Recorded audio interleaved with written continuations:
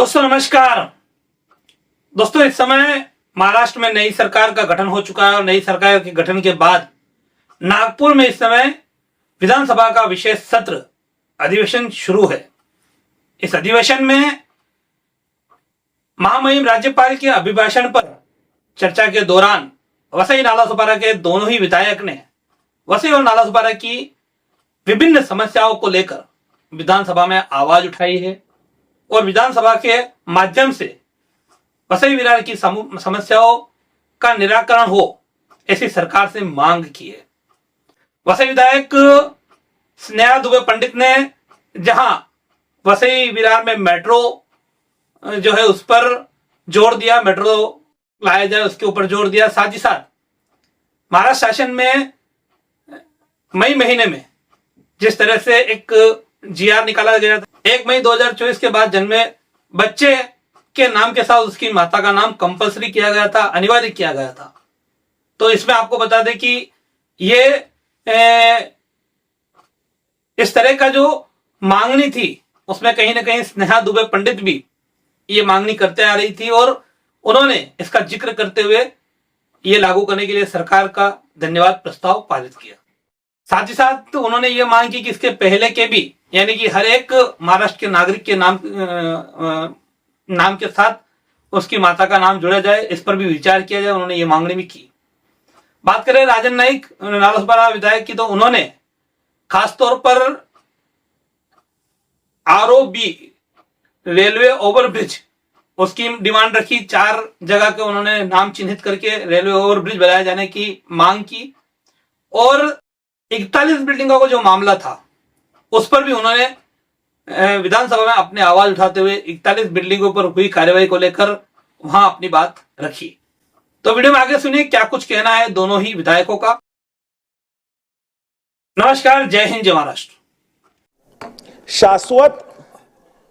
शाश्वत विकासापासून वंचित असलेल्या वसई नालासोपारा विरार देखील थांबणार नाही याची या सरकारच्या माध्यमातून काळजी घेतली जाईल असा विश्वास मी व्यक्त करतो। अध्यक्ष महोदय, पहिल्यांदा संधी मिळाली आहे, एक 2-3 मिनिटं तरी बोलायला संधी द्यावी अशी विनंती आपल्याला आग्रह। आता प्रत्येकाला आपलं वक्तव्य 2 मिनिटं। आजही अंदाजे 30 लाख लोकसंख्या असलेल्या या शहरामध्ये पाण्याचा प्रश्न अतिशय गंभीर आहे। आजही टँकरचे मोठ्या प्रमाणात टँकर तिथे चालतात, आजही मोठ्या प्रमाणामध्ये तिथे टँकर चालतात। अमृत टप्पा योजना 2 अंतर्गत मोठा निधी केंद्र आणि राज्य सरकारने दिला आहे, परंतु डिस्ट्रीब्युशन लाईनची व्यवस्था चांगली झाली नसल्यामुळे आजही लोकांना एक दिवसा 8 पाणी मिळतं। अध्यक्ष महोदय, महाराष्ट्र सरकारने एमजीबीच्या माध्यमातून 185 एमएलडी पाणी दिलं। मी शासकाचं एमएलडीचं मनापासून अभिनंदन करतो। ग्रामीण भागाला पाणीपुरवठा करण्याची जबाबदारी एमजीबीची आहे, महाराष्ट्र जीवन प्राधिकरणाची आहे, परंतु अध्यक्ष महोदय 5-6 वर्षापूर्वी 5% काम बाकी असलेलं आजही तेच काम बाकी आहे। आमच्या शहराला, ग्रामीण भागाला या पाणीपुरवठा आजही होत नाही। 20 वर्षापासून बांधलेल्या टाक्यामध्ये आजही एक थेंब पाणी गेलेलं नाही। अध्यक्ष महोदय, अनधिकृत बांधकामाबद्दल बोलायलाच नको। 872 अधिकृत ज्या जागा आरक्षित केलेल्या आहेत त्याच्यापेक्षा 50% आरक्षित जागेमध्ये अनधिकृत बांधकाम झालेलं आहे।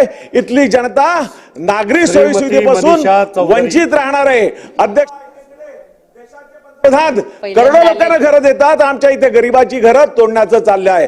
अध्यक्ष महोदय, त्या गरिबांचा काही दोष नाही। आमच्या भगिनींनी सौभाग्य अलंकार विकून तिथे घरं विकत घेतलेली आहेत, परंतु तिथल्या असल्याच्या प्रशासनाच्या निष्काळजीपणामध्ये त्यांच्या घरात तोडण्याची वेळ आलेली आहे। तिथे डम्पिंग ग्राउंड ज्या शहराच्या भागात आहे, आजूबाजूला ते नागरी वस्ती आहे, त्यामुळे ते डम्पिंग ग्राउंडचं आणि त्या एसटीपीचं आरक्षण बदलावं असं मी आपल्या माध्यमातून शासनाला विनंती करतो आणि दुसऱ्या ठिकाणी ते डम्पिंग ग्राउंड आणि एसटीपी न्यावं अशी विनंती करतो।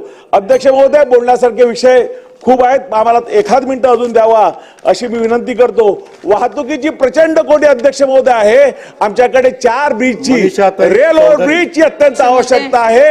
यामध्ये वसई येथील विराटनगर येथे पूर्व पश्चिम जोडणारा रेल्वे ओव्हरब्रिज, नालासोपारा येथील ओसवाल नगरी ते पूर्व पश्चिम जोडणारा रेल्वे ओव्हरब्रिज, नालासोपारा येथील अलकापुरी येथे पूर्व पश्चिम जोडणारा रेल्वे ओव्हरब्रिज, वसई येथील उमेडमान येथे पूर्व पश्चिम जोडणारा रेल्वे ओव्हरब्रिज या प्रमुख 4 रेल्वे ओव्हरब्रिजचा समावेश असणे मागील अनेक वर्षापासून या रेल्वे ओव्हरब्रिजची मंजुरी प्रलंबित असल्याने येथील नागरिकांमध्ये शासनाप्रती पसरलेले तीव्र असंतोषाची भावना लक्षात घेता सदरील 4 रेल्वे ओव्हरब्रिज ब्रिजला राज्य सरकारने तातडीने मंजुरी द्यावी यासाठी मी या औचित्याच्या मुद्द्यावर सभागृहाचे लक्ष वेधत आहे.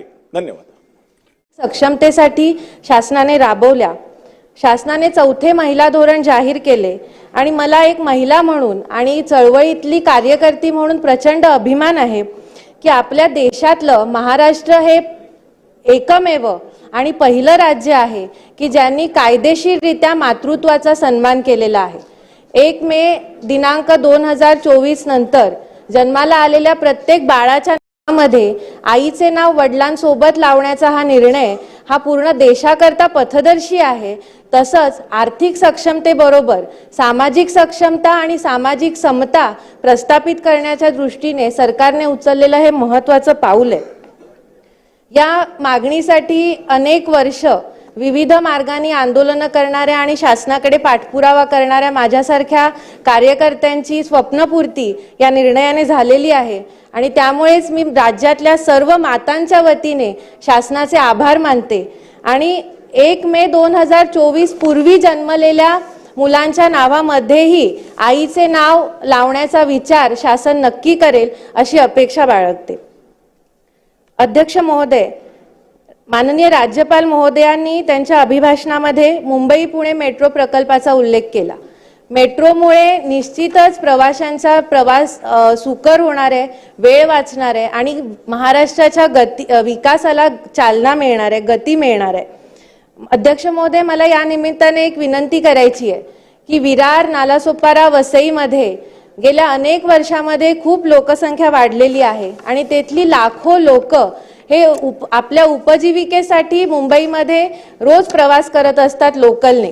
तर त्यांचा हा प्रवास सुकर होण्यासाठी, त्यांना तिथे सोयी सुविधा मिळण्यासाठी भाईंदरपर्यंत आलेली मेट्रो लवकरात लवकर वसई विरारपर्यंत सुद्धा शासनाने त्याचा प्रस्ताव बनवून त्याची अंमलबजावणी शासनातर्फे व्हावी अशी मी शासनाला विनंती करते. अध्यक्ष महोदय, राज्यामध्ये जलजीवन मिशन योजने अंतर्गत हर घर नल योजनेची खूप प्रभावीपणे अंमलबजावणी होते आहे आणि या योजनेमध्ये कोणताही भेदभाव न करता प्रत्येक घराघरामध्ये नळाने पाणी देण्याची योजना ही आहे. अध्यक्ष महोदय, मला या निमित्ताने विनंती करायची आहे की मी ज्या मतदारसंघाचं प्रतिनिधित्व करते तो वसई मतदारसंघ गेल्या 35 वर्षापासून पाण्याच्या एका थेंबाला तडफडतोय. तर ह्या योजनेची अंमलबजावणी वसईच्या ग्रामीण भागामध्ये आणखीन प्रभावीपणे व्हावी आणि लवकरात लवकर तिथल्या प्रत्येक घरामध्ये पाणी पोचावं अशी मी विनंती करते. तसंच शहरी भागासाठी अमृत योजना 2.0 ही योजना सुरू केलेली आहे महानगरपालिकेच्या क्षेत्रांमध्ये. पण या योजनेमध्ये शहरांमधली जी वसती स्थानं आहेत, झोपडीचा भाग आहे, चाळी असतील किंवा आदिवासी पाडे असतील, तर या भागामध्ये हे प्रत्येक घराला पाणी मिळत नाहीये, तर ती व्यवस्था करावी. अध्यक्ष महोदय, 2 मिनिटात मी संपवते. अध्यक्ष महोदय, राज्यपालांनी त्यांच्या अभिभाषणामध्ये राज्यभरात हरित आच्छादन क्षेत्र वाढवण्यासाठी हरित महाराष्ट्र कार्यक्रमाची घोषणा केलेली आहे.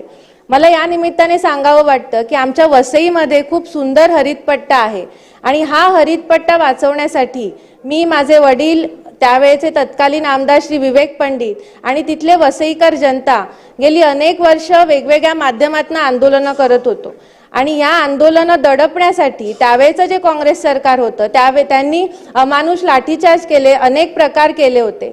पण त्या सगळ्याला न जुमानता ही चळवळ सुरू राहिली आणि अजूनही वसईकर जनता हरितपट्टा वाचवण्यासाठी प्रयत्नशील आहे. मला या निमित्ताने एकच वाटतंय की सरकार हा हरितपट्टा वसईचा वाटवण्यासाठी निश्चित पावलं उचलेल. हमारे चैनल सैफ न्यूज लाइव पर अपने व्यापार और सेवा से संबंधित विज्ञापन प्रसारण हेतु दिए गए मोबाइल नंबर पर संपर्क करें.